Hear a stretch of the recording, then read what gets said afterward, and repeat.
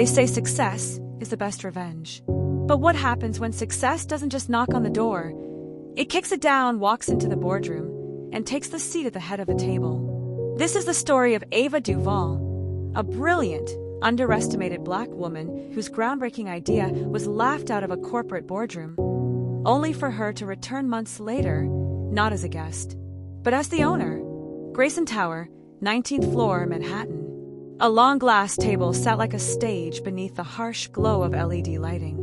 Executives in custom suits sipped bottled water and tapped on company-issued iPads, barely looking up.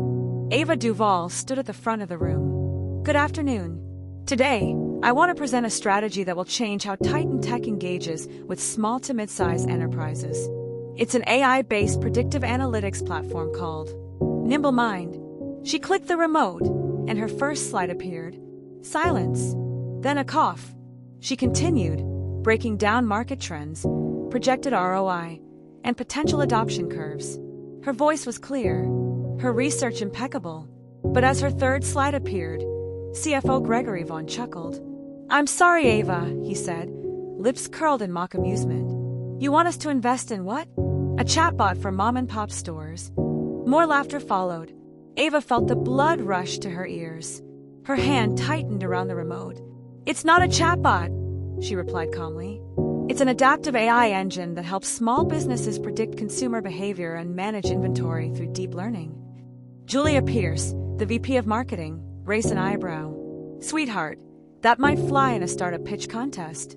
But this is a billion-dollar company." Her voice felt like ice water. The room agreed with a chorus of subtle smirks and exchanged glances. Ava's heart pounded in her chest, but she held her gaze steady. Gregory waved his hand. "Let's move on. Next presentation, please." No vote, no discussion, just dismissal. She gathered her papers in silence as they moved to the next agenda item. But inside her, something snapped. Later that day, Ava sat alone in her small glass-walled office. The walls were thin enough to hear laughter from the hallway. She stared at the Titan Tech logo etched on her coffee mug and remembered how proud she'd been the day she got the job. She had graduated top of her class from MIT, interned at Google, published in Harvard Business Review. She had ideas, vision, tenacity, but none of it seemed to matter here. She was tolerated, not celebrated. When she brought up issues, she was labeled emotional. When she innovated, she was labeled unrealistic. That night, Ava walked home under gray clouds. The city lights blurred through her tears as rain fell heavier. She reached her apartment, dropped her soaked bag, and collapsed on the couch. She opened her laptop and pulled up her presentation again. She whispered to herself, "They may have laughed, but I'm still right." And that was enough. The next morning, Ava made a decision. She resigned. No backup plan. No job lined up. Just faith. She liquidated her savings, sold her car, took out a personal loan. Then she started building. Her idea, Nimble Mind, became her obsession. A simple AI dashboard for small businesses to forecast trends, manage stock, and personalize marketing. She found 2 freelance engineers in a tech forum who liked her vision and worked nights to help. She coded during the day, took odd consulting gigs at night, ate ramen, slept 4 hours a night. Every rejection email made her stronger. Every "we're not interested" fueled her deeper. Months passed. One afternoon, a local bookstore chain reached out. Their POS system had crashed during a Black Friday sale. Ava offered to test Nimble Mind for free. It worked. Within weeks, they signed a paid contract. Then came a regional grocery chain. Then an investor. Then another. Her inbox transformed from rejection letters to partnership offers. Meanwhile, at Titan Tech, things weren't looking up. Client retention dropped. Competitors outpaced them with nimble, AI-first strategies. Their flagship product failed to launch. Their stock took a dive. Gregory Vaughn was scrambling. Julia Pierce was updating her resume. And one day, Gregory saw a headline. Startup Nimble Mind disrupts SMB AI market.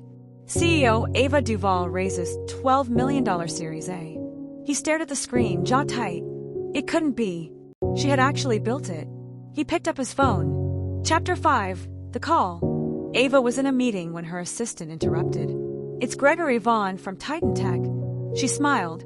Put him through. Ava! Hey, congratulations.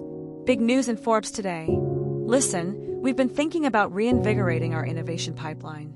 Would love to have you come back in a consulting role. She let him talk. Then, with calm clarity, she replied, Gregory, I don't consult anymore. Pause. I acquire. Silence. She hung up. With her investors behind her and Titan Tech's value plummeting, Ava made an offer. Not just to acquire Titan Tech, but to rebrand it under her vision.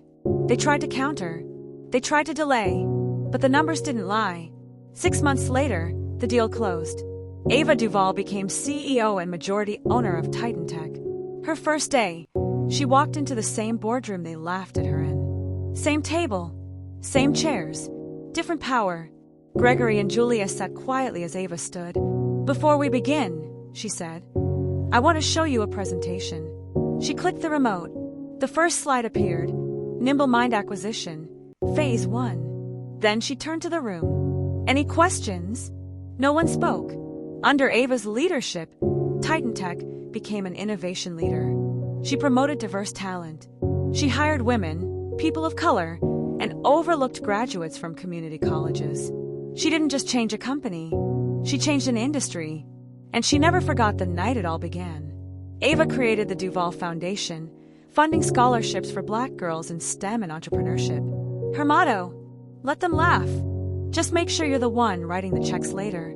To every woman who's been laughed at, to every dreamer who's been dismissed, to every underdog told they're not ready, you are. This is your sign. Because sometimes, the best revenge is not proving them wrong. It's owning the entire boardroom.